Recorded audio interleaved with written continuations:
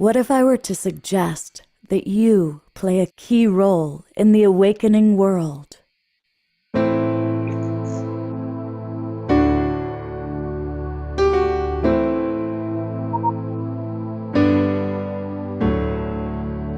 that you are watching this because you have heard the call.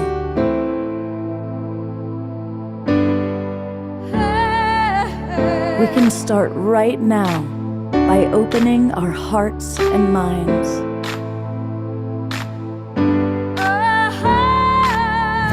Welcome to the awakening world.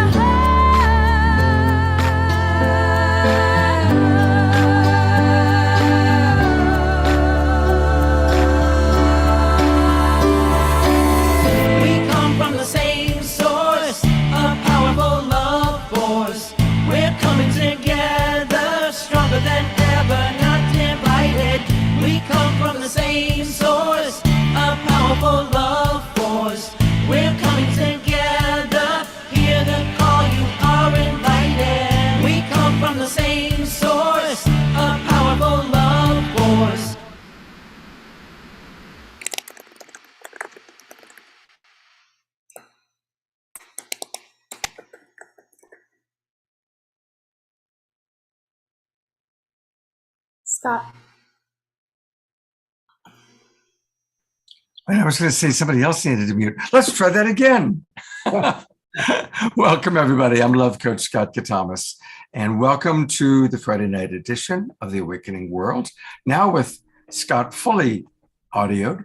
We've got a really beautiful show tonight. We're going to be talking about something that more and more people are learning about, asking about: epigenetics, about how our ancestors and their genetic history and their actual experiences of life influence us, impact us, how we carry the memory of their trauma in our bodies. And also how we need to be responsible going 7 generations or more ahead in our thinking and our consciousness. So it's going to be a very powerful show, and we've got some wonderful guest presenters. I do want to welcome those of you who are watching on Facebook, and a big thank you to John and Summer Raymer and the Sign Network for putting us out to as many as 100 different Facebook groups and pages. And you can join us in the Zoom room, which is a wonderful thing to do, and it's easy. If you just go to the globalpeacetribe.com, it's easy to remember because it's right behind me, globalpeacetribe.com, and then click where it says join summer season now, or where it might say register, and then you can register, and you're going to get the links to not just tonight's show, but all of our shows between now and the end of September. And you know, we do 3 shows every week: Friday night, Saturday night, and Sunday morning. So please do join us. I also want to invite everybody, let us know where you're coming from geographically. And I see a lot of our regulars, a lot of our wonderful friends are with us. Let us know where you are geographically. Welcome Leaf and Eleanor and Eugene and Karen and Mark and so many of our regulars that are with us. And speaking of regulars that are with us, she's back. Trish, who I've been blessed to do the show with for over 2 years, is back from a little hiatus. Welcome back, Trish. Hi, thank you. Hi, everyone. One highlight from your time away. Gosh. One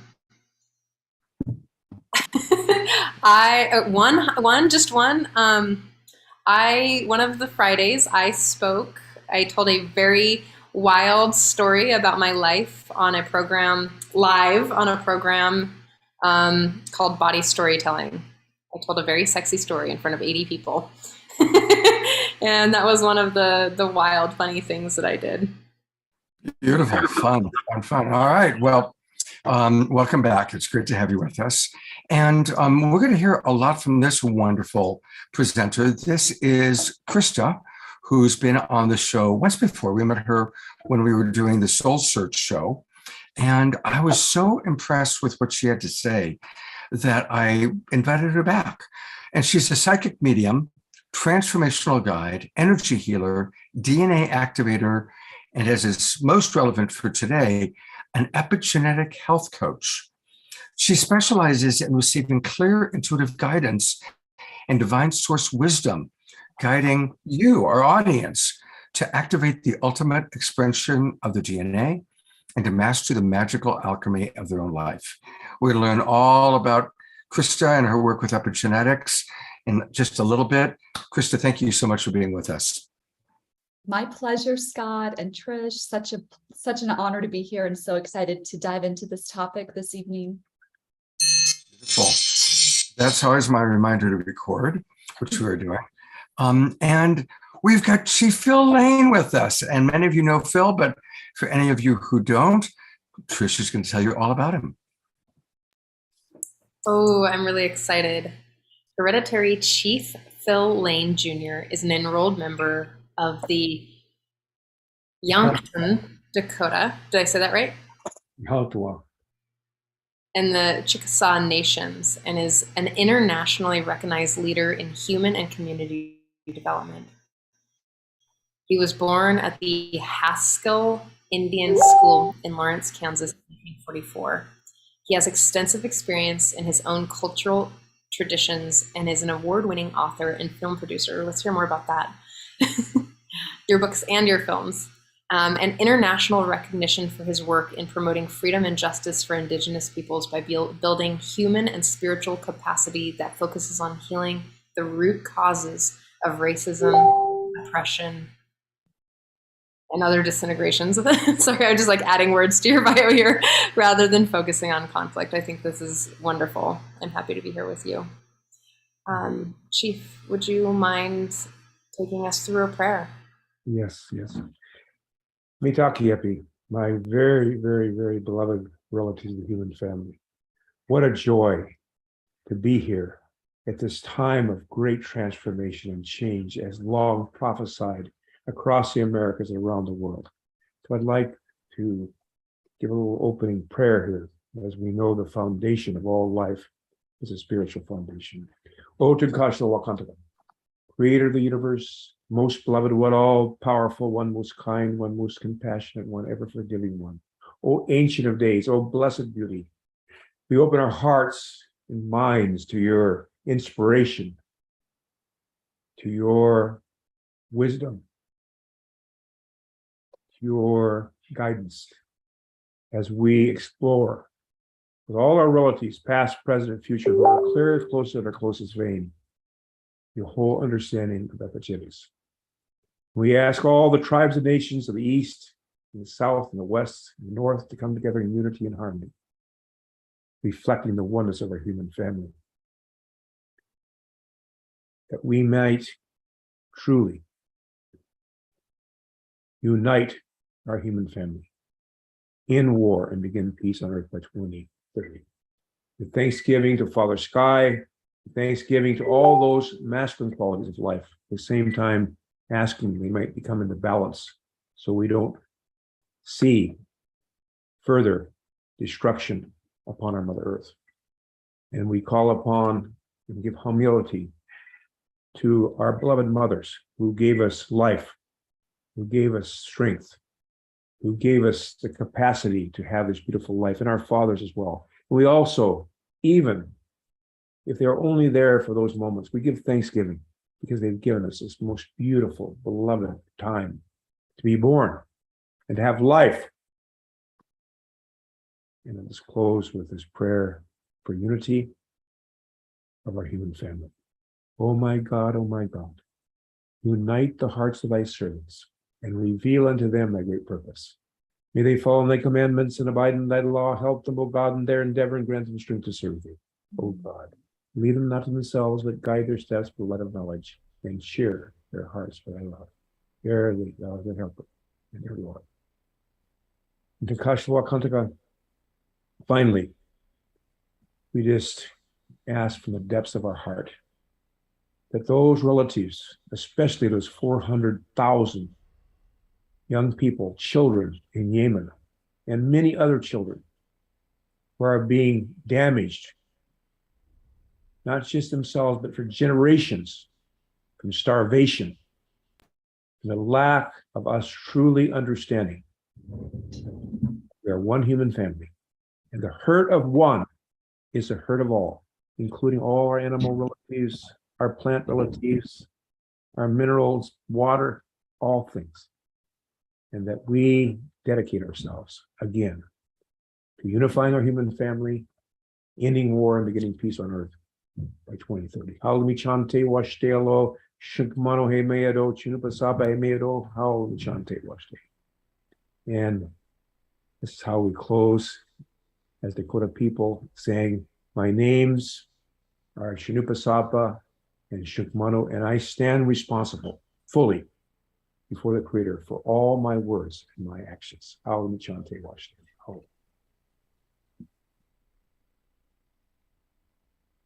Thank you so much, Phil. Thank you very, very, very much. It's a beautiful story.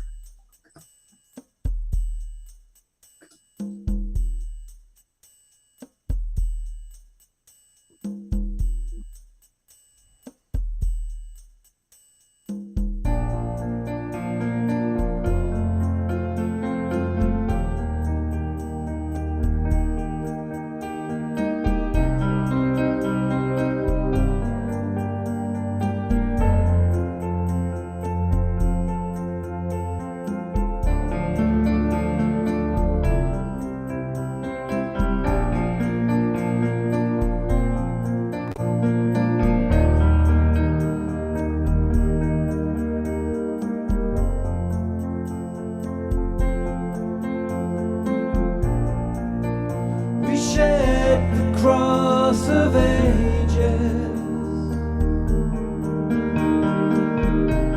revealing light within the fall.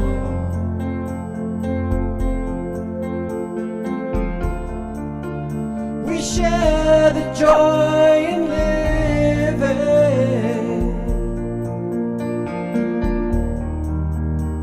as finally we know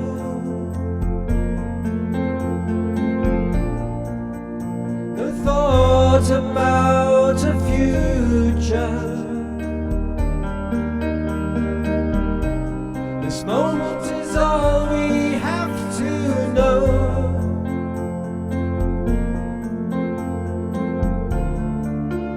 We walk the path together,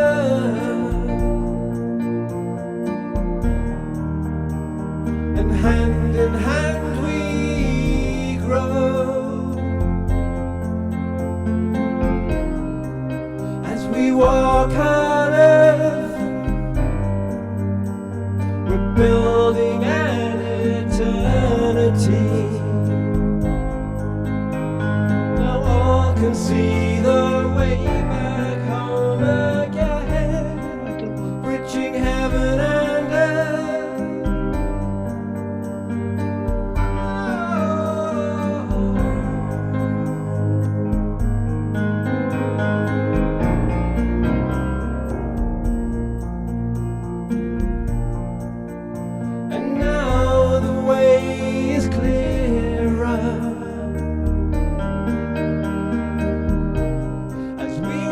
Rejoice in human form.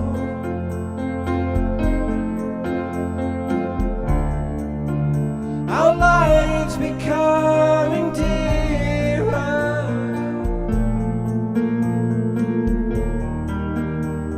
There's truth in everyone.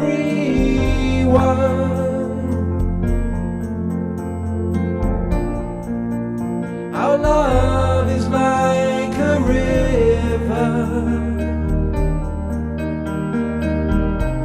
to which the world can come to drink.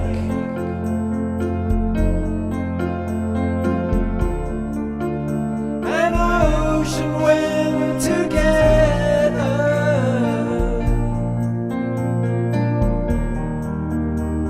and with one mind we think. As we walk on earth,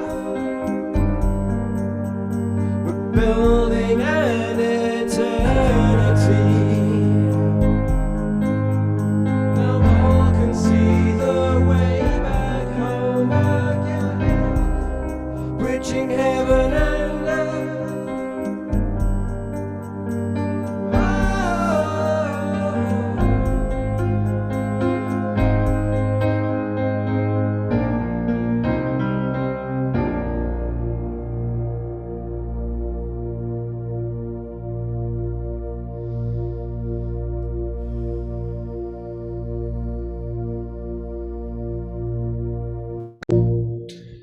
Bridging heaven and earth.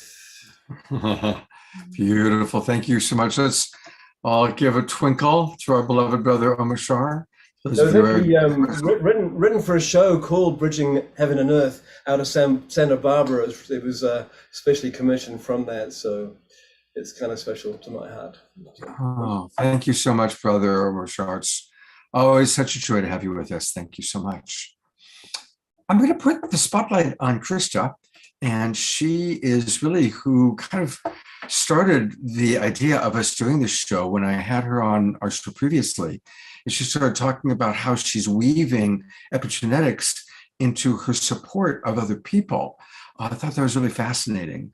So I'm just going to ask you, Krista, about kind of your evolution of being a psychic and an intuitive healer and working with people, and then how you're bringing the ancestry, the understanding of ancestry into your work. I think that's really fascinating. Thank you, Scott, and welcome everyone. To be here in the presence of all of you is just such a beautiful gift. And wow, I can't even tell you how much I'm in my heart right now. And Omashar, just what you said about bridging heaven and earth, you know, that is a huge mission that I'm here. So no wonder I just got right into that space, not only with Chief's prayer, but also your song. So thank you. So I'd love to share a little bit about my evolution and story into this place. And, you know, I remember as a child getting intuitive information and just thinking it was normal. And then in high school, realizing it wasn't normal. And then, you know, evolving into college and just realizing that it was a big part of my life, but didn't really know what to do with it. And I would say that about 10 years ago in 2012, when I moved to Southern California, a lot started changing in my world. And at that time, I was in the program of working a lot, you know, being a workaholic, thinking that's what I had to do to be successful, working a lot of hours, grinding at a job, you know, taking part in, you know, way more than I could really take on, social events. You know, I started binge drinking and just, you know, everything I needed to do to keep up. And at the same time that I stepped into that, a lot of other things were happening in my world that kept it in check. I mean, I would go home, lights would be turning on and off in my home, glasses would fall off of tables for no unexpected reason. And there was certainly a presence around me that was getting my attention in a very big way. At the time, I was very scared because I had moved to Southern California without any friends or family. And in that time, I was so grateful I had a friend who referred me to somebody who supported me. And I really got to step into learning how to use my intuition for good, how I realized that my light was attracting not only people on this dimension, but in other dimensions, and how as the human, I was in control and that I was able to have the power and to direct my energy in ways that would support not only myself, but others. And, you know, as that evolution continued and that greater self-awareness became a stronger force in my life, you know, other things started to break down that needed to break down in order for me to step into a higher expression of myself and higher light. And of course, align with the service and offerings that I'm here to bring to humanity. And so, you know, there was a car accident that really woke me up as well. And some pretty severe hormone issues in my 30s that took me down the path of wondering what in the world is going on that my body is reacting in these ways. And it's obviously trying to get my attention. It was at that time that I stumbled across, and I just maybe not stumble because everything happens in divine order, across a podcast that was about epigenetics. And when I got to hear this doctor speak about the science of epigenetics and how we can control the expression of our genetics, and that we are not defined by the genes that we are born with, it really opened my mind. And I thought, wow, is there a piece of my health puzzle that I don't know about that I can tap into? And so, I was on the computer. I want to get this test. I want to coach. And in that moment, there's divine moments in our lives that really speak to us. And in that moment, I knew that I wasn't only supposed to get this test, but that I was supposed to become a certified epigenetic health coach and support others in this. So that was a beautiful, beautiful thing that happened. And I took that deep dive and got to understand the science of genetics, how we can upregulate and downregulate genes. And, just to bring this into context, because not everyone here may understand or even know what epigenetics is or means. And I know that Chief Phil is going to come into this as well on this topic, but epi means above. So how can we be above our genetics? And a great analogy is, let's just think about a computer. The computer has the hardware that is hardwired, right? That's like your DNA, what you were born with. But the software tells the computer what to do.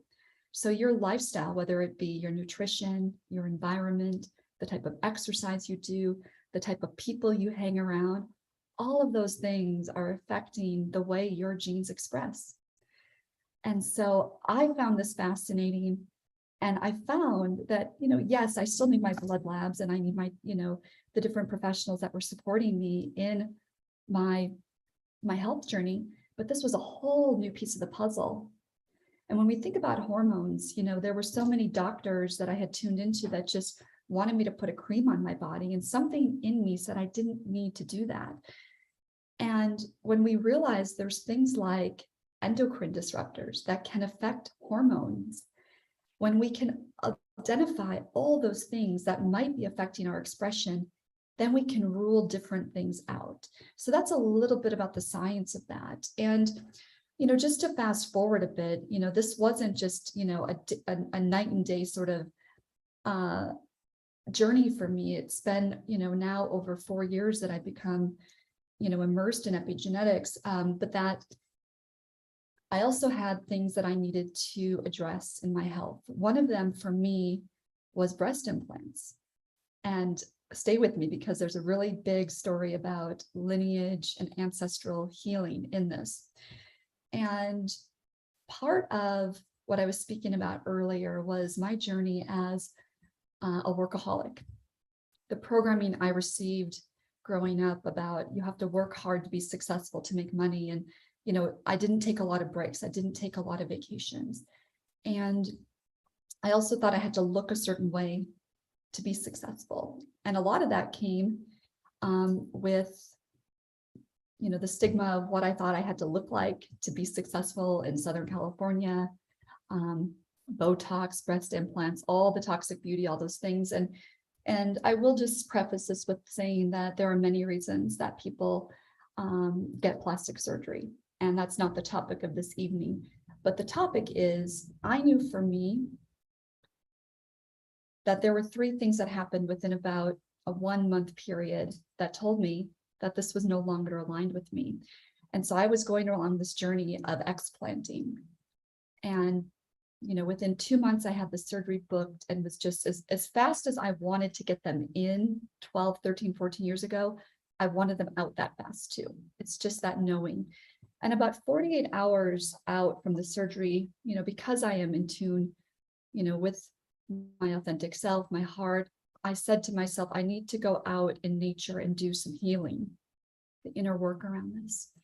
And so I was living in Palm Desert, California at the time, and I went out. It was, at the end of summer, it was hot, I don't know, 115 degrees or something, but I'm out in the desert and I am releasing so much, just my personal decisions, the things that have taken me to this place, knowing I was making a decision for my highest health, but realizing that there was a lot coming up.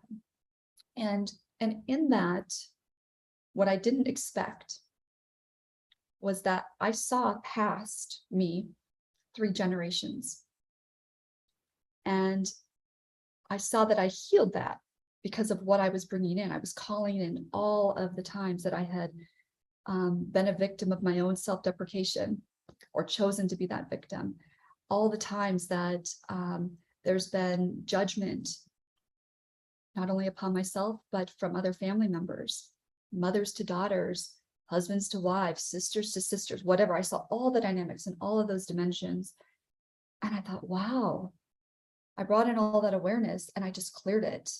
And I asked, Archangel Michael to cut those cords, to transmute and release all of those old stories and transmute them to the light of God. But in that, I heard Spirit say, oh, you saw 3 generations, but you actually healed 7.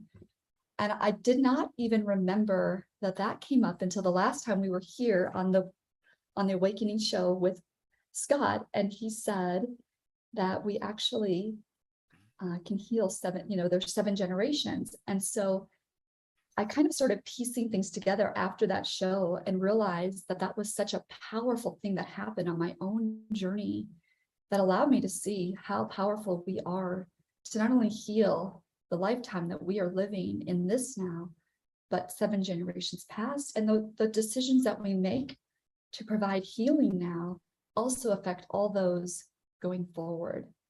So there's so much magic and alchemy in that, and so much more to go on beyond that. But that's just kind of the gist of what has happened in my own journey to get me to this place where I'm using my intuitive skills, my epigenetic health coaching skills, energy healing skills, and bringing all these things to bridge the science and the spirituality to help people align with their ultimate expression of their DNA and ultimately live the magical alchemy of their own life. So thank you. Krista, thank you so much for sharing that story. And I want to hear how that impacts Trish in a moment, and then we'll hear from Brother Phil. But, what she was referencing is that we had a guest, and I don't even remember what it was. It might have been Bruce Lipton. It might have been Deepak Chopra, but it was one of those guys. And they said that it's been biologically proven that before we're even born, we are in utero and we receive a genetic download of the trauma of our ancestors going back at least 7 generations. And that's a lot of people. That's, if you add up the numbers, it's like, I think over 300 people. And so everything, that means that we have in our genetic memory starvation, rape, murder, war, famine. It's remarkable how we have that inside of our system. So I'm going to see what Trish may have to say in response to what you just heard from Krista. So thank you for sharing so personally. I think that a lot of us can resonate with some of those pieces and coming to our own ahas. I'm just, it's giving me the ability to process some of my own stuff as well. I'm coming at it from this conversation from another perspective, from the psychological and from taking a course with Bridge Feltis called Heal Thyself, a Transformative Initiation for People Racialized as White. And so looking at it from this filter of, I've known this work as intergenerational trauma work, is looking at how your DNA literally shifts through the certain chemistry that you are running. So if my ancestors, however many generations back, are running lots of fear, or if they're running cortisol and adrenaline, or if they're running, epinephrine and dopamine, that's literally going to change your body and the way that your your brain and how you move. So I grew up in a really poor household.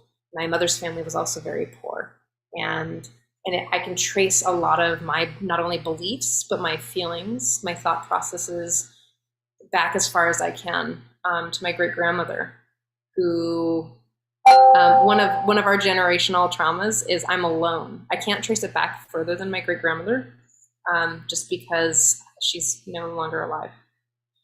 And so when you're looking at generations of traumatic experience, you're starting to see how, when you see maybe some people who you might perceive as quote unquote degenerates, that maybe taking a compassionate approach and look back at what struggles in their family line or in their historical social line that they're working with. Does this make sense? Yes, Yeah. it does. Absolutely. And then there's also there's a lot of social structure stuff. There's a lot of belief systems. There's a lot going on, not only just in our own genetics and our own DNA, right? Absolutely. And I couldn't have said it more eloquently, Trish. So thank you. I mean, you just hit the nail on the head. And I believe one of the most important things for us to remember when we are wondering, why am I this way? Or why did I say that? Sometimes the things that we are expressing are not even our own. They are from those past generations. So, if we can understand that and give ourselves a little extra grace and say, where is this coming from? Is this even mine? And can this stop with me? Can I stop this in my lifetime so it doesn't move forward? And I know that the last time we spoke we didn't go into this very deeply, Scott, but just to be noted, that article on Scientific American recently, and we can put the link here, that actually scientifically is proving that dependents or children of Holocaust survivors have higher cortisol levels, higher risk of PTSD, even though they were not physically in that trauma. It is carried through. So, there's nothing woo-woo about this. This is proven in science. And, there's so much more to the story that we get to address. And when we can just honor that and bring it forward and acknowledge it and know that it might not even be our own, and how can we heal this, and just say yes to the ultimate and most high expression, whether it be our health or our spiritual life or our emotional or mental health, then that's where we get to claim our power back. Beautiful. It's interesting that you brought that up. I'm actually going to put the spotlight on one of our regulars, Mark Danisovsky, because Mark has an amazing story right along the lines of what you were just talking about, Krista. And he put that in the chat box. So, and I noticed that Chief Phil, who we were going to go to next, Phil is back. Okay, he left for a minute, but he's back. But Mark, go ahead and tell your story, and then we'll introduce Phil. I'm waiting for Chief Phil myself. So, but it's extremely coincidental with what she was just speaking about, because my experience was I'm a musician. I've had a very sensitive life. My father died when I was 14 years old, so that was in 1973, and I never knew his life story. But in my 20s, I started to have just incredible experiences of dreams of war, and and there was a whole Nazi thing that was around too. And I grew up in a Hungarian neighborhood, so there was kind of the ethos of Hungarian immigrant neighborhood, with what happened in 1956, and then there was World War II. Well, my father in World War II, I found out 25 years after he died, had escaped from the Nazis and lived in the woods for 3 years with 3 other men that did that. And one of the guys was still alive, and he told me about it. My father never said a word. I didn't know anything about it, but I was having extreme experiences when I was the same age as my father was when he was going through the extreme trauma of World War II. You know, it's impossible to comprehend it. So it was affecting me. And I grew up Hungarian Catholic, you know, which is very interesting. It's really like being in some sort of Gothic tale. And if you can step out of it, you can appreciate the magnitude of what you're experiencing. And so anyway, I later found out about epigenetics. And in fact, one of the main things that has happened in watching these shows every Fridays and Saturdays is starting to really process trauma, to realize I had other traumatic events that happened in my life, but processing trauma. And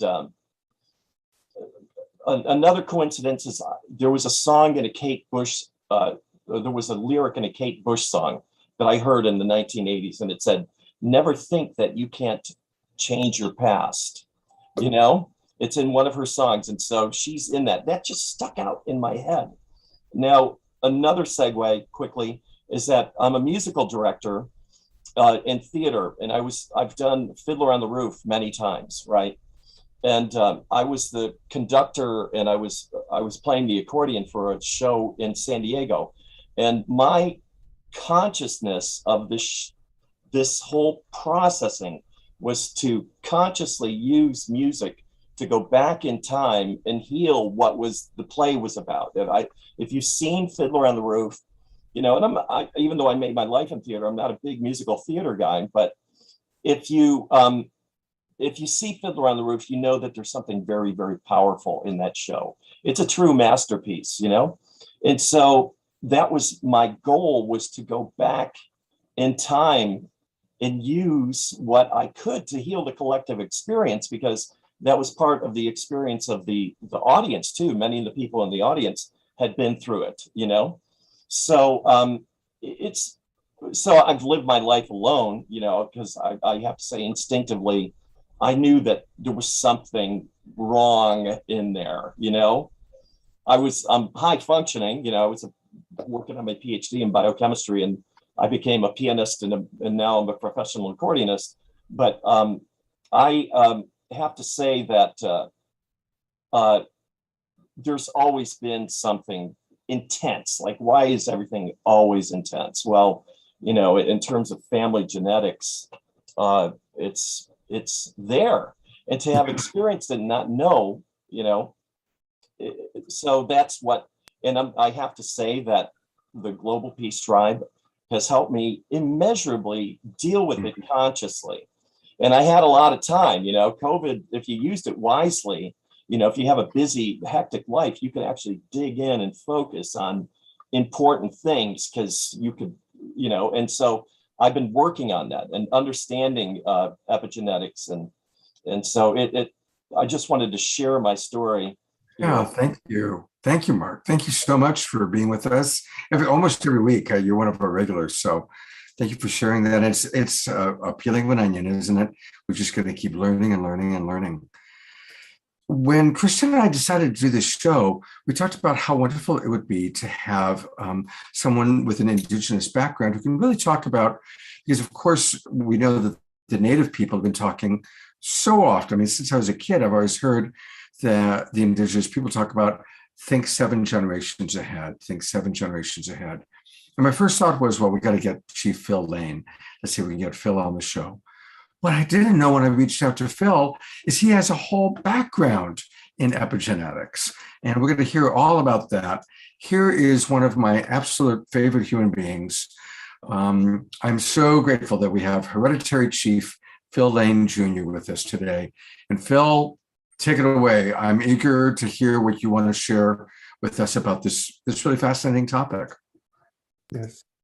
Mitaki Epi, my very, very beloved members of our human family, let's give thanksgiving to be here sharing with you from the sacred, unsurrendered, sovereign lands of the Semiahmoo First Nations of the Salish Nation. And I want to thank Scott and Trish, Omoshar, Krista, so beautiful to hear you articulating this, and our brother who's just shared. his personal experience. It's so important that we be able to tell our stories. For me, when I first really began to reflect on epigenetics was when I first went to the University of Washington. I'd been gone from my home for a year, hitchhiking around Europe and so forth. And I went into university. And I remember after the first semester, I had a course in psychology, some related course. And I came back, thinking I knew more than my father, my beloved father, which, he was way, way, way ahead of me. But I came back and said, Dad, we are products of our environment. He laughed. He said, son, okay, I got a question for you. Take a setter. He raised setters, they are able to go out and point pheasants. He said, take a setter, raise him in a 20-story building in New York City, never having gone out in the natural world. And then bring him here and let him out into a field. He's going to point. Why is that? Why is that? If he's a product of his environment, how can that happen? Well, I didn't have much of an answer to that. And then I began to reflect. Okay, because I knew some identical twins that I went to school with. And I began to realize, at the same time, they looked the same, but they acted differently. So I knew it wasn't just heredity, although I could see that in our animal relatives. It was also the environment. And of course, during my day, we had this big discussion about between the environment and heredity, genes, genetic development versus environment. In fact, that was the basis by which judgments were made about people of color, that somehow they were genetically inferior. Of course, that was behind Hitler's whole thing about a superior race genetically, where if you're blonde and blue eyes, you were superior as human beings. And you had the right then to enslave others or to treat them, especially if they were, because politically he wanted to get rid of our Jewish relatives for whatever reasons, they were genetically inferior. And so I began to understand that both are what's happening. And then I began to hear the word epigenetics. And of course, as Krista shared with us, it means above genetics. It means there's something more than just genetics. And then I, of course, had been raised and shared with my father about how Dakota child raising unfolded.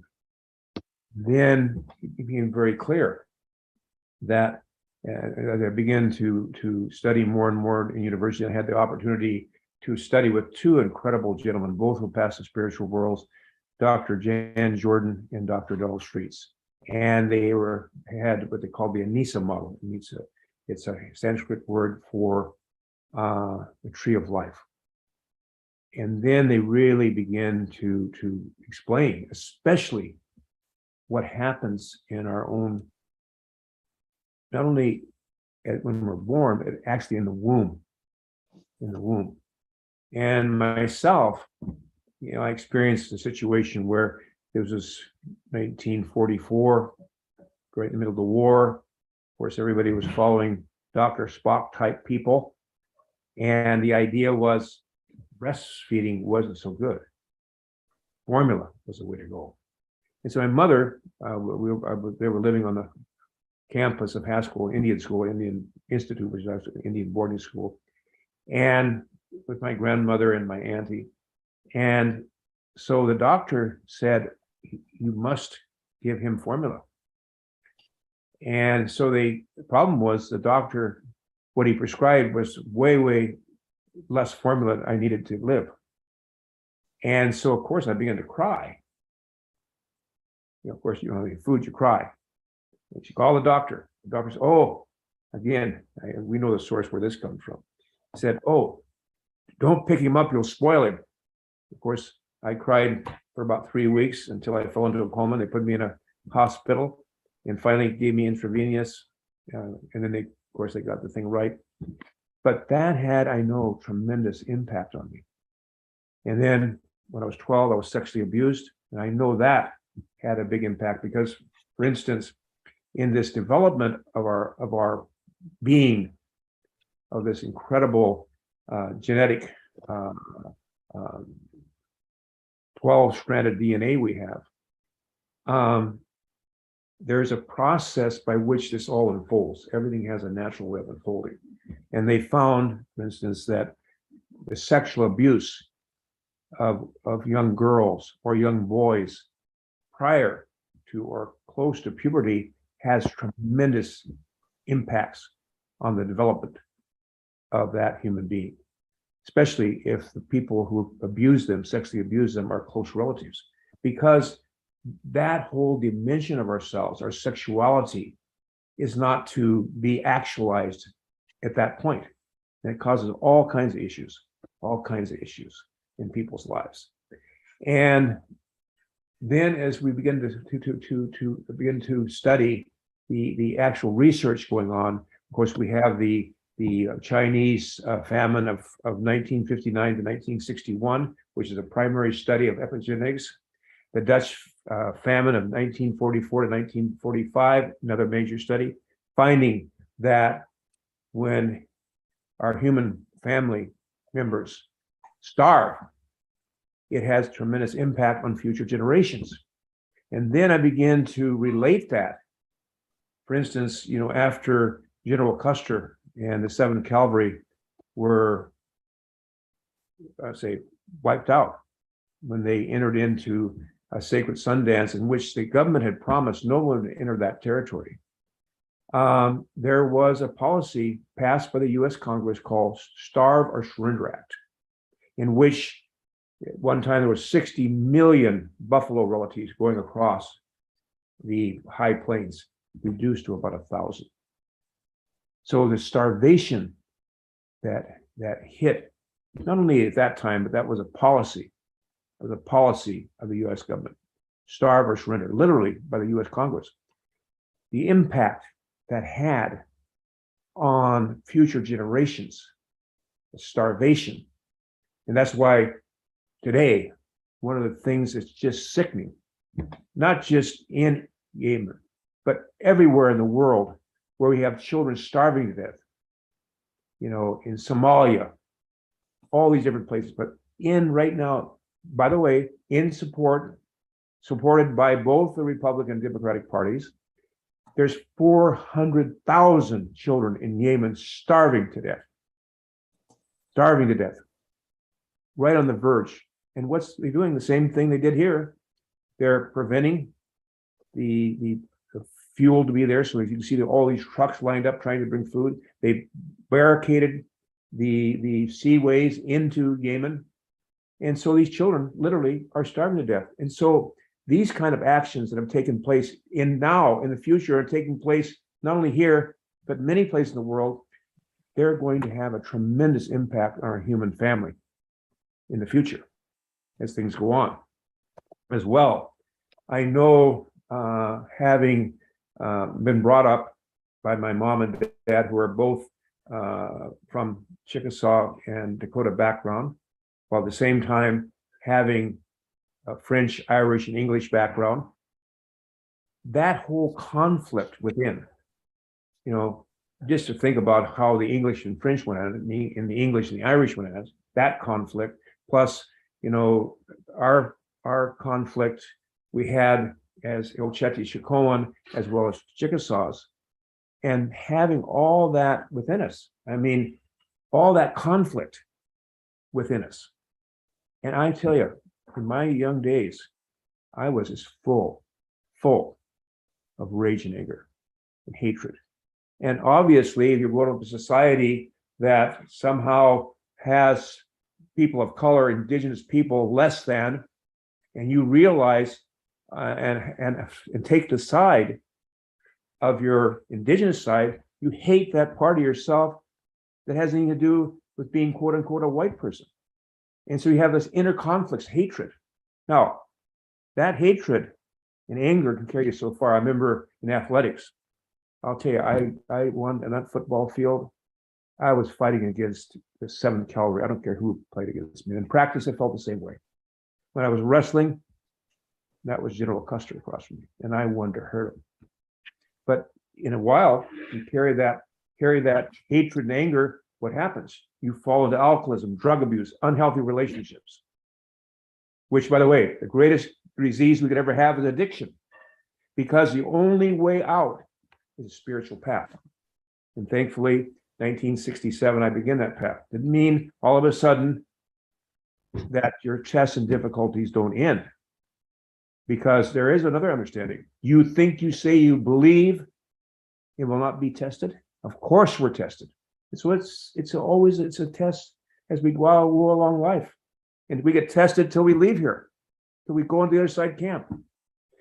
And then, as I got more deeply into the study, and especially here in my older last quarter of my life, I began to really understand, in order to come back into full strength, there was a number of things that we can do to change these, because what happens is all this genetic, all these genes get turned on and off.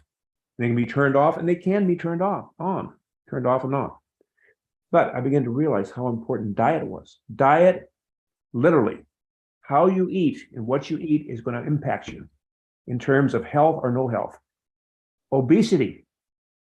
Over 2 years ago, I was 210 pounds. I dropped down through this Epigenetics process and other processes we're working on, down to 165. What a difference. Physical activity. Wow. If you don't have physical activity, if you're not out there walking a little bit, you're in trouble.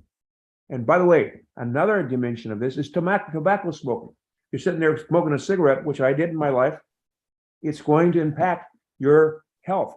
Environmental pollutants, psychological stress, that changes your genetic turning it off and on.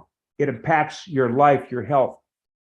And by the way, one of the interesting things that they related directly to cancer is working night shift, because there's certain natural rhythms, circadian rhythms. And when we break those circadian rhythms, it impacts us. And so that is, from my perspective, and there's more to share, but we want to kind of share around the circle here, that we have the capacity, and I especially say this to my elder relatives, we don't have to die laying in bed watching Netflix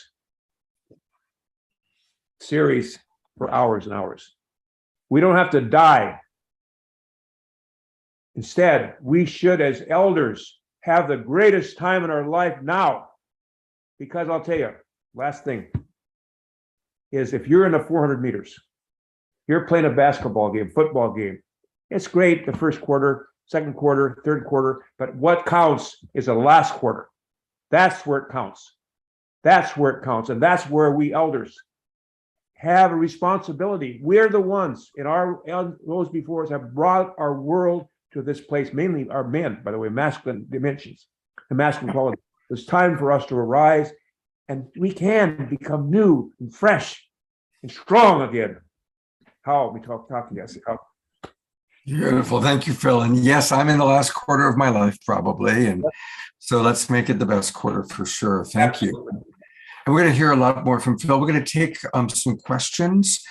But I want to ask you, Krista, how do you utilize this in your work? So when somebody comes to you and you're coaching them, what's an example of how this understanding of epigenetics comes into play, and how do you support people with that? That's such a great question, Scott, and so glad to answer that. So there's a few different ways that this works, because some people really want to dive in from the health aspect first, where they actually have a genetic test, which is just a swab test. It takes 2 to 3 weeks to get back the results and run the data through a report so that we can see what's actually going on with the genetics, and then have a conversation to identify what's expressing or what's not. And a great example of what that means is, I mean, if any doctor, anyone looked at my personal genetic report, they would probably think I'm diabetic because I have a high genetic propensity for insulin resistance. But it's not expressing because I hardly touch sugar with a 10-foot pole, right? So those are the things that happen when somebody said, let's dive in from a health standpoint. So that's one of the ways. The other way and the other angle is sometimes people want to just move through whatever's coming up emotionally that's holding them back or causing blocks. And, you know, some of the biggest things are problems in relationships, you know, weight, being overweight. Obviously, that's an epidemic in our society. The other one is scarcity around money. That's a big one that I support. And so sometimes, let's just use that one as an example. When somebody's in scarcity around money, we can actually just have a conversation about those things that have come up in this lifetime and bring all of that into awareness. And then I also use, you know, my psychic skills in order to bring in any information or answer questions that might be coming up about, you know, why these things have occurred and what needs to occur in order for that to be healed and for that person to transcend and release that limited belief that we know if we are connected to the same intelligence that has created this universe, there is possibility and infinite possibilities, and we don't need to be limited. That's a personal choice, but also the programming that's brought us into limitation. So we get to choose to release. So in those moments, we also work with all of that information that comes in. And again, sometimes it's not even always only in this lifetime. It might be of what's come through. You know, what do you remember about your grandparents or your parents or your great-grandparents? You know, did they live through the Great Depression, or what was their lifestyle? And so we bring all those things into awareness. And ultimately, what I love doing the most, though, Scott, and to everyone here, is blending the two, because then you get a full picture. So when we know what's going on and what's expressing from a health standpoint in the genetics, and this person can't sleep, for example, they can't sleep. Why can't they sleep? Well, we ruled out everything health-wise. You know, do they have, do they have gluten intolerance? You know, what's showing up in their genes around that? Are they eating pasta every night, which is, you know, causing issues with the glutamic acid, which keeps them awake and creates anxiety, therefore they're not sleeping. You know, if we can rule out the health things, then we can know this is deeply rooted somewhere else. And then we can start healing things from a more emotional standpoint and a generational standpoint. So those are all the things and all the tools we use to bring everything together. So hopefully that answers your question. And I definitely go into it more on my Soul Search website, and happy to always talk to somebody a little bit about what's happening too. But what I'm happy to share as well, one of the women I worked with recently around scarcity and money, and thank you for pulling up my Soul Search website. We actually did a clearing around this and an activation, a DNA activation around abundance and wealth. And within 1 week, not only had she drawn resources from sources that she had never received before, like a $500 check showed up in the mail, but she also found the confidence after 3.5 years of working in a job that she was not seen, was not valued for her skills and all the things she brought. She was able to speak up to that boss and get a significant raise and a promotion. And so those are the things that when I witness people actually breaking through and having palpable shifts in their life or their bank accounts, you know, and their belief system and their ability to speak, that's when we know that we are shifting that genetic expression and changing that gene and turning on the genes to help somebody be in their ultimate expression. Beautiful. Well, we're definitely going to hear more from Krista, and we're going to learn about what she's doing on 11/11. But for right now, since she mentioned her website, I do want to bring it up. And a reminder, we love Soul Search. We're going to be doing another weekend of shows with Soul Search at the end of August 2 weeks from now. And Soul Search is a wonderful way to find people like Krista, to find the right healers, to find the people to, go deeper in your work. And so here is her Soul Search website. And it's easy, just go to soulsearch.io and then put in Morea Collins, also known as Krista. And then this is how you can contact her and see if she's the right coach, the right person to work with you. And so Scott, I actually have a little link for a questionnaire there for an exploratory call, just to see if we're a good match. So anyone can go ahead and fill that out, and they can also reach out directly if they have any questions or a message they want to send as well. So if you just scroll down a bit, there's a link right there. Begin your journey. All right, apply for a complimentary. There it goes. Yeah. Apply for, wow, 30 minutes. You give away 30 minutes. That's very generous. Yeah. Fill that out if you would like, and then I can connect with you further. Great. It's about 8 questions, just brief, just so I can get a little more information and see if we might be a match. Oh, fantastic. Well, that's very generous of you. And we're going to hear back from Krista. We've got more questions for her. Krista, you and I were talking a little bit earlier about family constellation work. Mm-hmm. And another Soul Search friend who I met in Sedona just when I was there last week is with us in the audience. And I'm going to bring her up right now. This is Laura. And hey, Laura, welcome. Hey, everyone. How are you doing? Thank you, everyone. Thank you, Chief Phil and Krista and all of you. It has been wonderful. I love the subject. Well, now, so tell us a little bit about what family constellation work is and how that ties into, again, working with our epigenetics and our ancestral history. Mm-hmm. Yeah, it is so connected because family constellation work works with the morphogenetic field and the epigenetics as well. Because with the family constellation, we believe that we inherited not just the color of our hair, the color of our eyes, but we also inherited traumas, right? As we already talked today, we inherit traumas, and if somebody was starving in your family, emotional traumas, relationships. So this is the epigenetics, but family constellation also works with what we call morphogenetic field. And the morphogenetic field, this theory, but for me it's more than a theory because it's real. It shows that we are all connected as a big system, right? We have the big system of the human race, and then we have the smaller systems as well, like we have the tribes, we have the communities, and we have the family systems. And of course, we have the animal systems and the plant systems, but we are all connected. And with the morphogenetic field that we use in family constellation, we understand that the well-being of one is the well-being of all. So this means if you're in your family system, right, and you have some unresolved trauma that happened in your family, it is most likely that somebody from your family will bring that in their bodies. Just like Krista mentioned about this article about the Holocaust, right? And they just did this research and they made the test and saw they have high levels of cortisol. So they brought there in their bodies and their system.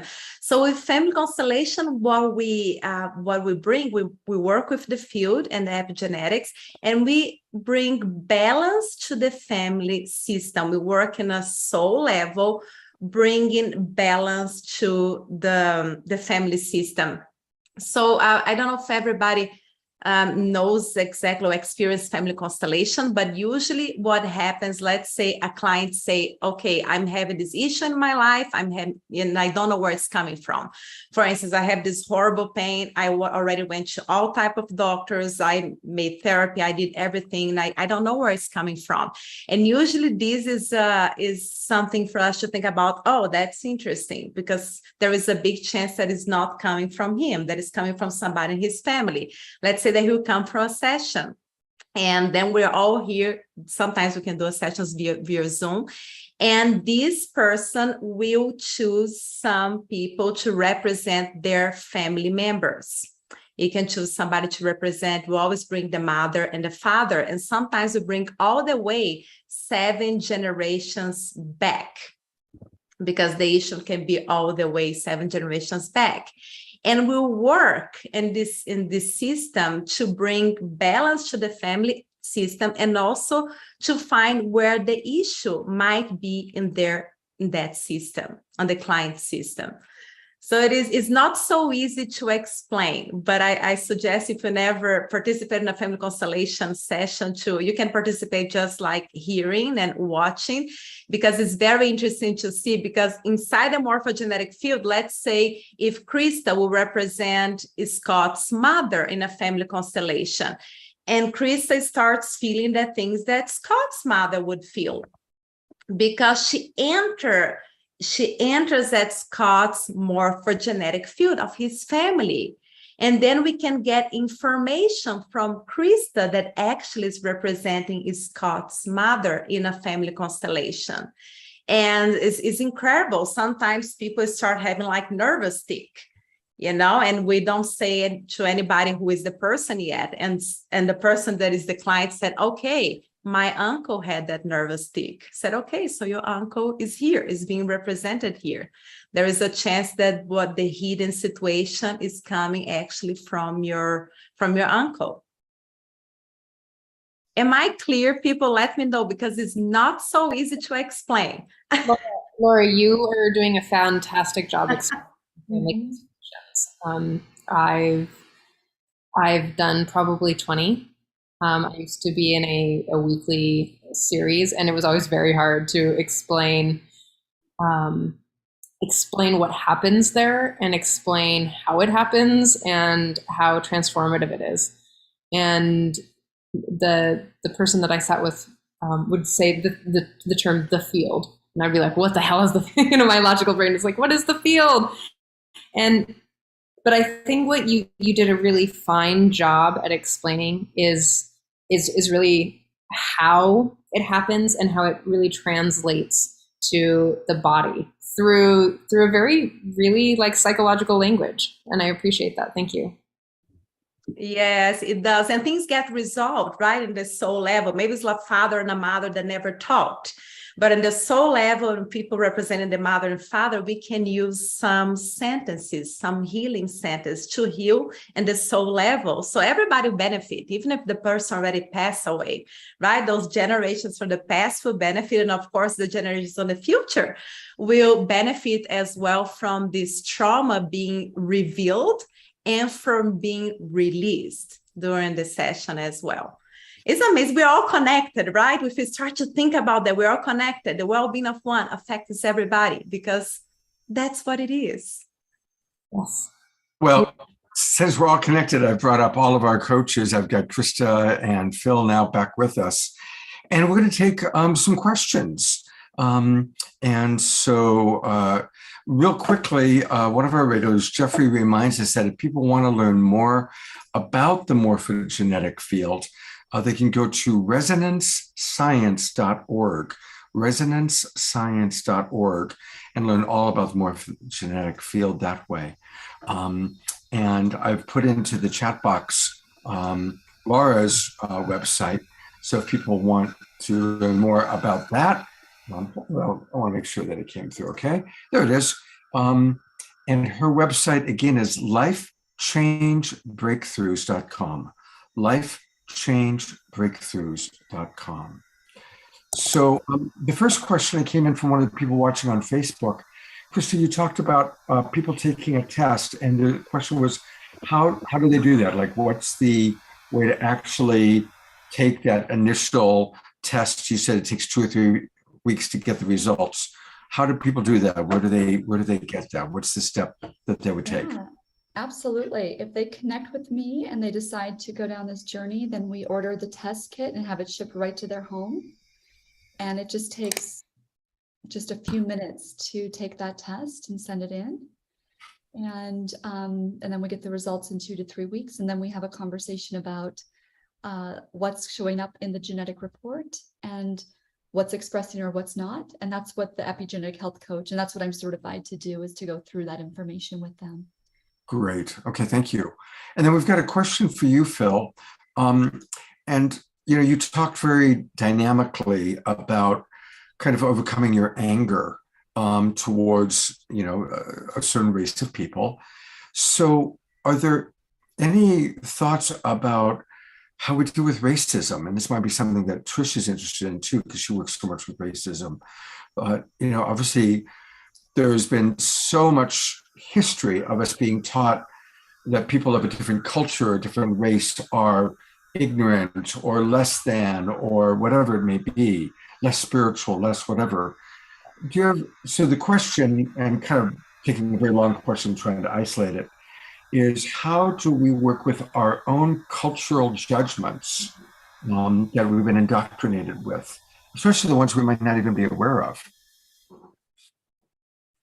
Well, I'm going to kind of address this by addressing the reality of just how close we are to our relatives of the past. And a lot of times people say, oh, how I'm not the one who did this, or I'm not responsible. That happened way long time ago. And my uncle, Vine DeLoya Jr., who's he and his brother Sam, the greatest inspirations to me, said something that really got me thinking. He said,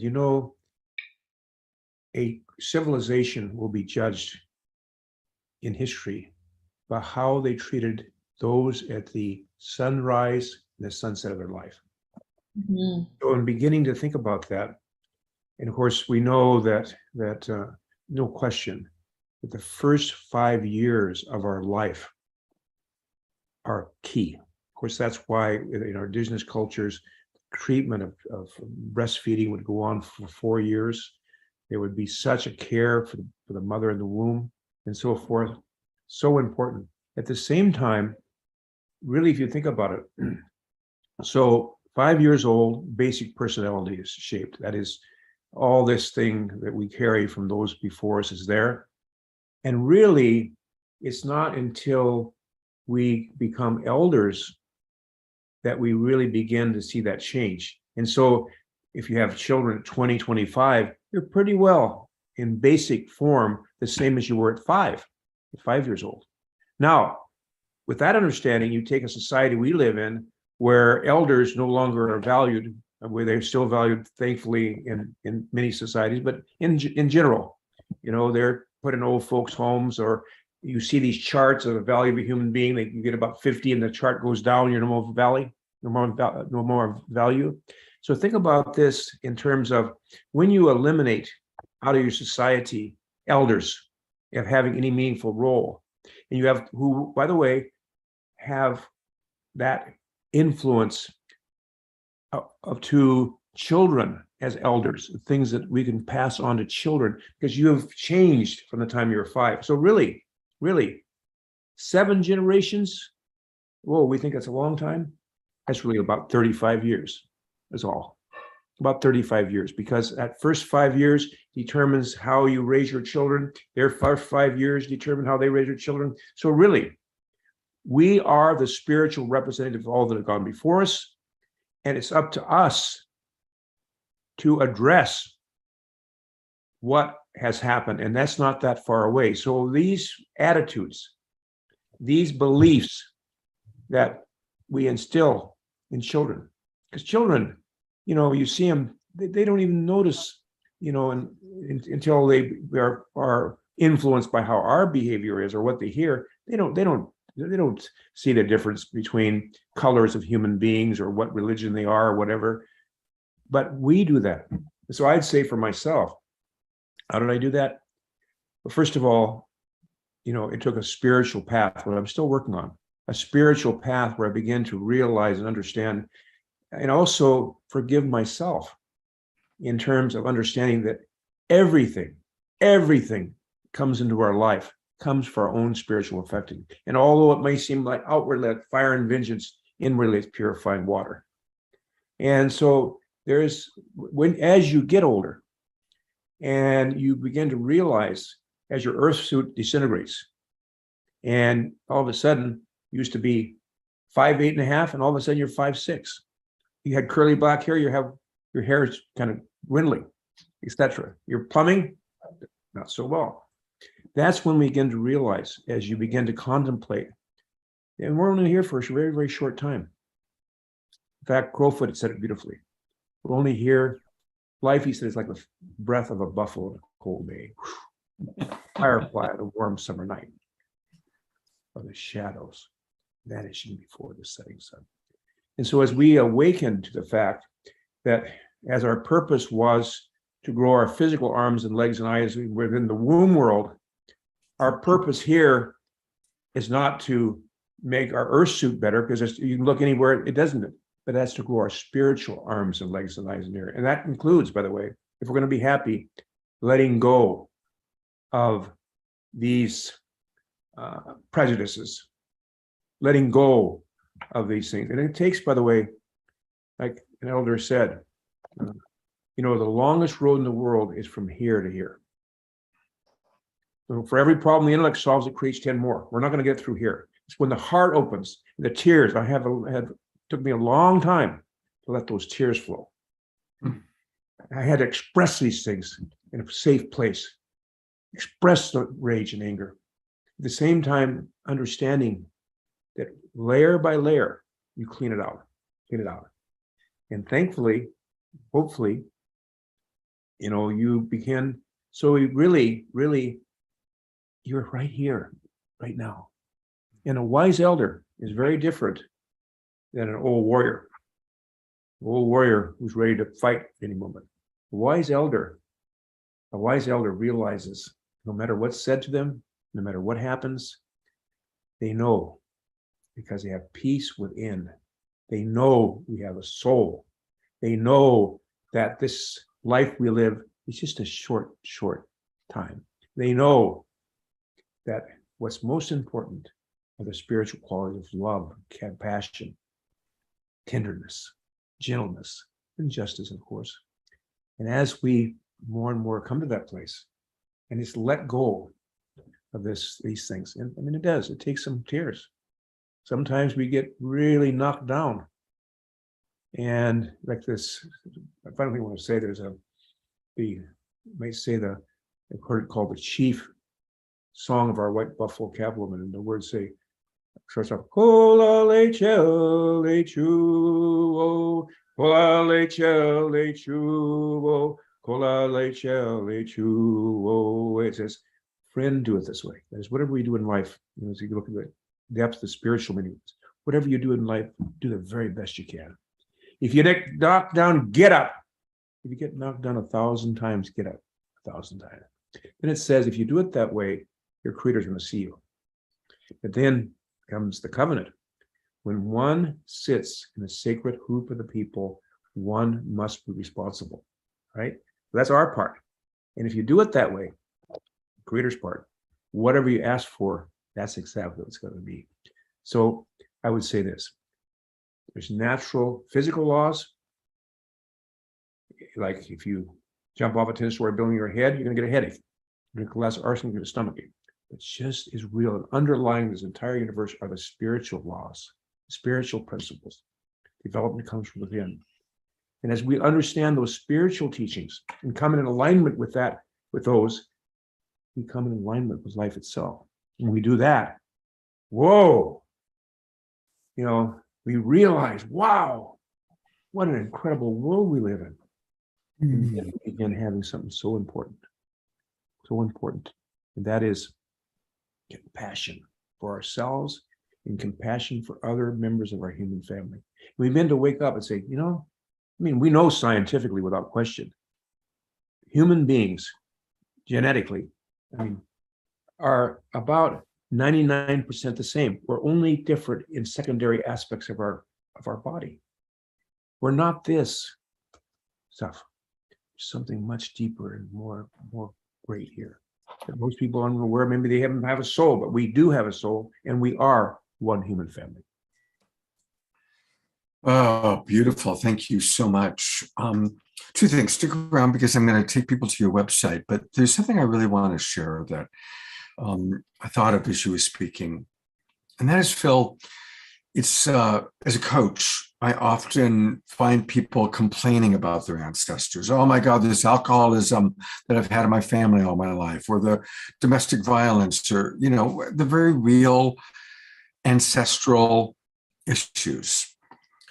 But it's so important, I believe, for us to remember that we are living in a time where we have extraordinary freedom and extraordinary wealth because of our ancestors. They crossed the plains, they crossed the oceans, they fought the wars, they worked the 3 jobs, and they had hard lives with one dream, a better life for their offspring.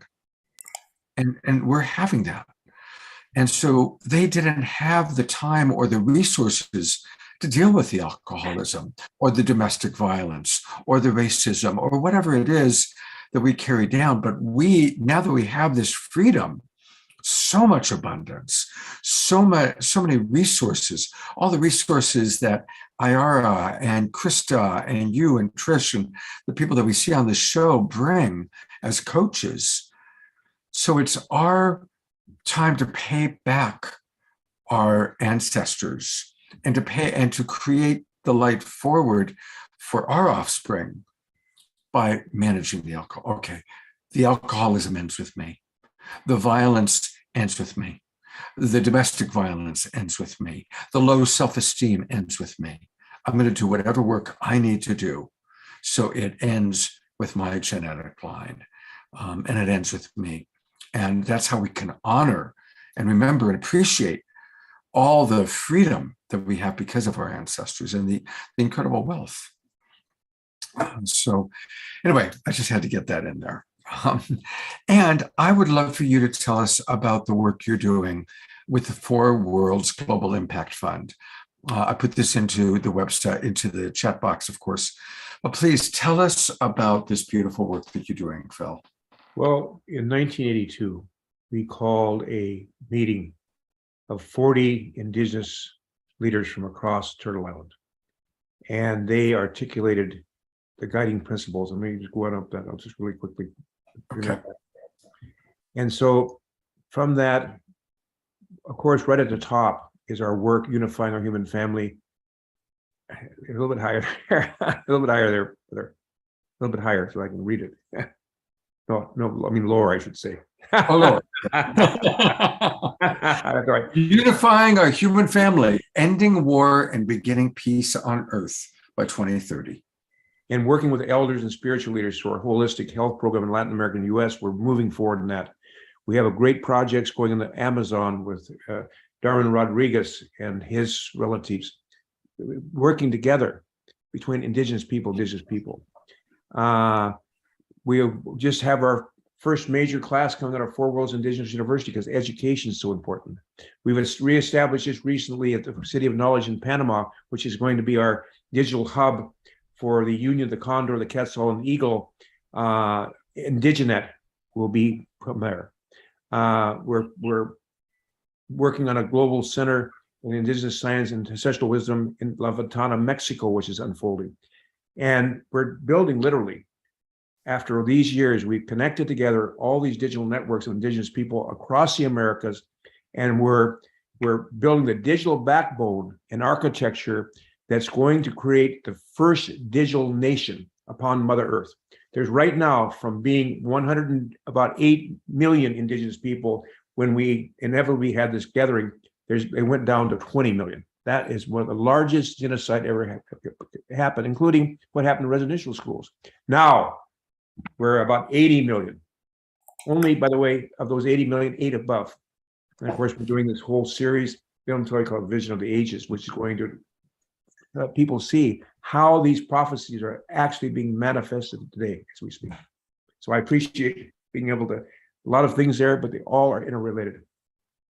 Yeah, and I really want to encourage people to donate. Please, let's really support Chief Phil and the wonderful work that he's doing. You can donate cryptocurrency even, by wire, by check. There's a lot of ways to do it. Again, just go to sdgimpactfund.org and then click donate. And let's please support beautiful, beloved Brother Phil. I'm going to bring my teaching partner, Trish, back on. I'm going to bring Krista. And I apologize, I had pronounced it as Lara. I learned it is Ayara. So thank you. So I'm going to bring you all back on one more time.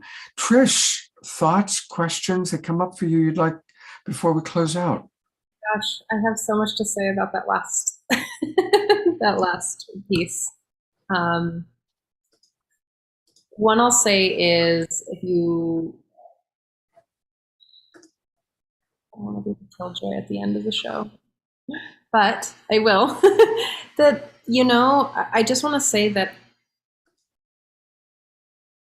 to really like think back and to understand history, you don't have to dive into the traumas. It's not exactly necessary, but to look back into history and into your history and the general history of the world. There's lots of amazing books. There's History by Howard Zinn, and there's a Ronald Takaki book that's fantastic, that really gives historical perspective of how the nature of the United States and beyond, from the, we'll call it minority or marginalized perspective. They're really fascinating and they're really heartfelt. It gives you an opportunity to actually empathize with people who don't maybe look like you. I mean, as an example, they were doing forced sterilizations up until 1978 for Native American women and for Hispanic women in the US. So, I mean, that's 1978. I know that that's also with other people of color, and they're also still doing it in prisons. So, I mean, I'm just saying that these things don't just change and don't just move from our consciousness. Like, we are the people now that get to move forward in dissolving this, in becoming the love. If you want to talk to me about history, like, reach out to me. There's a video that I did for you, Scott. I think that it was in a different show, and I do want to run over just a couple things. So you've probably heard me say this a couple times before, is that if we're living if we're all fish in a fishbowl, and the fishbowl is polluted, then we can't even see what we can't see. So this is why we seek out Krista or Lara or Chief Phil, or people who can maybe help us see that the water is polluted, because we can't see what we can't see, right? And a couple of things you've heard me say this, I'm inherently, or just because I live in this fishbowl, I'm inherently racist. I know that I am. It's not that I'm choosing to be violent, or I'm actually leaning in to be more loving and to defilter my perspective to be more inclusive, because we live in a system that taught us, like Phil was saying, is like we taught us to play into superiority perspectives. So one of the videos is like 6 steps of how not to be racist, or what are some practical steps that we can take genuinely to reduce social and racial injustice. And we'll find the video and I'll send it out. But one of the things that I was really thinking about right now is that, like, literally the one thing that you can start right now is never think that you have nothing else to learn. Or that when you begin to think that you're right, that's when you begin to separate yourself from God. When you separate yourself from each other, this is where we start to create the separation game. And that this is how the system of dehumanization begins. When I make Scott or Lara or Phil or Krista bad and wrong for their beliefs, that's how we play the cancellation game. And if we're all going to be a global peace tribe, it's about getting curious, right? It's about leaning in. It's about wanting to know and hold the pains that Lara has, and hold the pains that Phil and his family have, and hold the pains that Krista has, and actually be there to walk with each other, because we're walking each other home. And it's just a couple little bits. That's just like my one tidbit. Yeah, and you know, all of the work that I've done in the restorative justice work, it also informs my work. It informs my work with men. white guys are really taking a hit right now. And that's one of the people that I work specifically with, is to help them cultivate a legacy of love in the world, to actually cultivate and step into a legacy of love, which is teaching them how to be more attuned, to feel their bodies, to open their hearts to not only their wants and needs, but to be able to see their loved ones, to see them, hear them from the delayered perspective, to really truly humanize and to live in wild, abundant integrity. That's part of it. She's back. And while she was gone, she was also creating a brand new website. I love the name of it. It's TrishWrightLoves.com. And that's where you can learn about all the wonderful things she offers. You know, Trish is a great coach. And she's got these new courses that she's put together. I'm scrolling down. The one she was just talking about, the Dignified Man Coach, the Cultivating a New World class, her sex coaching, her private work. There's a lot of different ways that Trish is making the world a better place. So I just put into the chat box a little bit about Trish, her new website. And thank you, Trish. We're going to go a few minutes longer than usual tonight because I want to still go back to Krista for a moment. I want to hear from Josie Ann, who's done a lot of work in this area. She's one of our favorite ongoing teachers. And we're going to even have one more Omashar song. But I'm going to put the spotlight on Josie Ann, who's coming to us from Florida, where it's midnight. She's not turning into a pumpkin, though. It looks like you've survived midnight and you're beautiful, Josie Ann. Josie Ann, I know that you've even written a book that touches on some of these themes, dealing with racism and some of our genetic challenges. What would you like to share about this topic? Yes, I thank you, Scott, for letting me just put my 1 cent tonight. And I just want to applaud to all of the guests. That was amazing, fascinating, especially Sheffield experiences. And it's very similar to the reason why I wrote the book, actually, to speak about people of color and what do they have to offer. When we look at epigenetics, we are looking at one thing, which is trauma, but our ancestors have transmitted to us also resilience.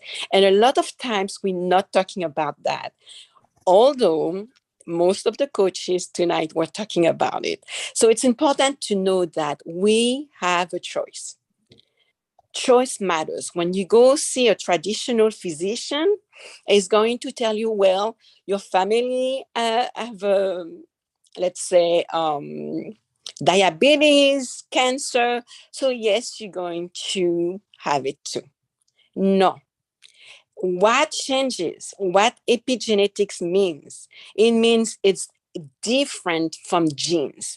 So you have your DNA sequencing, and it's outside of that sequence that the genes are going to be expressed.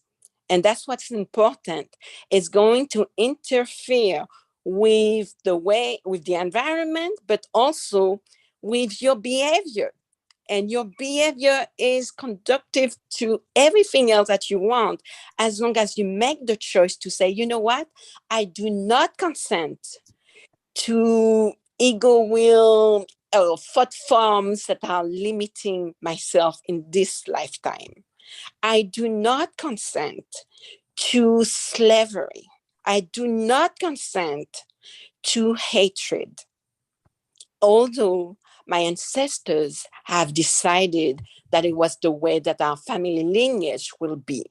So we have a say that's bigger than anything else right now. And unfortunately, we talk about a lot for epigenetics about what's wrong, but not what's right. And the book is about what is right. And I interviewed couples to hear them talking about how slavery had transformed the way that they were looking at based on their connection with their ancestors. They were looking at what was the reason that they were alive today. And what the reason why we're alive today is not because of what's wrong, it's because of what works best for us. And if we can just keep this in mind, I think we can change with our relationships, we can change the whole landscape of this wonderful earth. That's all I wanted to say. It was beautiful, beautiful, beautiful. And I put it into the chat box. That's why everybody watching on Facebook should come into the Zoom room, because it's easier to see what we're putting in the chat box. But if people want more information about wonderful Josie Ann, Dr. Josie Ann, and her beautiful work she does, her website is theintegrativewellness.com, theintegrativewellness.com. And she does couples therapy. She's written a wonderful book. And Josie Ann will be on the show again very, very soon. We're working on a date. So thank you, Josie Ann. Thank you for your love and doing things with so much love. Thank you. Thank you. I love how the ethnic diversity we've had, Krista. We've got Ayara from Brazil, and we've got Josie Ann, and we've got Chief Phil. So that makes me always happy. So tell us a little bit about you doing something very special for 11/11. So tell us about that. Thank you, Scott. So I'm so excited to announce that me and my business partner, Nicole Keating, who's also a member of Soul Search, who's been on the show, we are providing a 3-day event in Sedona. So if you want to spend some time with me in person, going over these topics and just talking about genetics in a bigger way, please tune in. If you go to my Soul Search website, there is a link to that event. And also, Scott, I know I shared with you the event website. Yep. But on my Soul Search, we do have an event code for a $80 gift toward the event ticket price. But this event is about activating the New Earth light leaders in this community. This is going to be an annual event. We're creating a community where we are learning and supporting each other in how we consciously collaborate in these new energies, how we manifest, where we are going astrologically, and practices to ground and to be in our daily routine in the new earth. And this is a very experiential experience. We're going to be having the New Earth Cosmic Costume Ball and just really having a fun experience to come together and be in the spirit of play in the New Earth realm. So we're going to be taking a deeper dive into all these things, but so excited about that and would love for all of you to join us if you want to spend some time in person. And I've put the link again into the website. It's going to be in Sedona. I was just in Sedona for 2 weeks, and it's such a magical place. And I love that it's 88 days and 11 hours from now. I mean, there's something, there's a numerical something there. There is something, yes. And of course, it's over the 1111 portal. We've been divinely guided to having this, the 1111 gates of heaven. It's where we've been told to activate this energy. And there's Nicole. We'll all be seeing Nicole in a couple of weeks when we are doing more shows with Soul Search. Ayara from Brazil is actually in Sedona. So there's a very big Sedona frequency coming into the Global Peace Tribe these days. All right. Well, I'm going to bring Trish and Phil on one more time just so we can all twinkle them. And then we'll go to our beloved Omashar to wrap us up with music. Any last thoughts, Phil or Krista, Trish, Ayara, any last thoughts you want to share? I'm happy to share something. I just wanted to say that everything everyone has shared here today has been so, I'd like to just consider it multidimensional. There's so many dimensions of the healing and how we can speak about epigenetics, whether it's health, whether it's trauma, whether it's, ancestral, all these things and how we are healing. But I loved what Chief Phil had to say about it starts with us. It starts with me. And so I just want to echo that in the biggest way of the simplicity of that, because it can be something where you think, wow, I could really go down this rabbit hole. But if you just think about what you can do in your lifetime to say, what am I going to do to feel better, to be healthier, and to speak to the word health span. Health span is quality of life, the entirety of your life. So if you're choosing that, what will that mean? What example will you be to others in your lineage? And how will that impact those to come? Thank you. Beautiful. Thank you, Krista. One last thing I want to let people know about is there's going to be an online conference, which we just kind of organized. It's called The Ascension of the Soul. And all these people are going to be participating. It's all online. I'm going to put the link in where you can register in a moment. But a lot of the people you've seen on The Awakening World, obviously myself, Tangela, Rachel Spring, the wonderful Brazilian astrologer who we had on a couple of weeks ago, Nicole Keating, Deborah Giusti, my partner for 90 shows of Saturday Night Live, and many, many, many, many others. About 3/4 of these people have been on Global Peace Tribe shows. And so it's a 2-day online summit happening October 15th and 16th. And I'll put it in right here is where you can register for it. And it's going to be pretty powerful, really focusing on how we can all truly ascend. And that's The Awakening World leads to ascension, hopefully for us all. So with that, we are going to ascend with the beautiful music of Omashar to complete us. And I hope to see all of you tomorrow night. I'll talk about that show after Omashar's music, but Omashar, take it away, brother.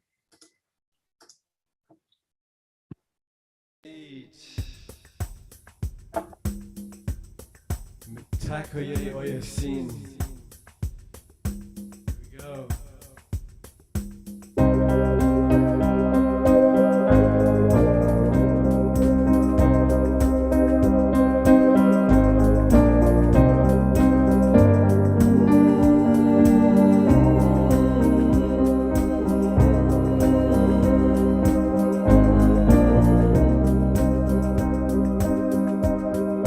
All my relations, I am one with you, and all that you teach me, I give thanks to you.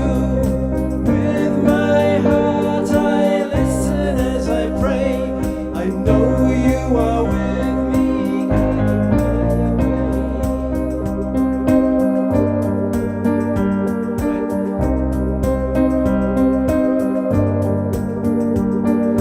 four-legged winged ones, creatures great and small, in humble honor I will stand tall, walking straight the path of harmony. All my relations can walk with me. All my relations can walk with me. Sing the chat box, sing along. It's in Spanish. All my relations, I am one with you. In all that you teach me, I give thanks to you. With my heart I listen as I pray. I know you are with me, guiding my way. Four-legged winged ones, creatures great and small. In humble honor I will stand tall, walking straight the path of harmony.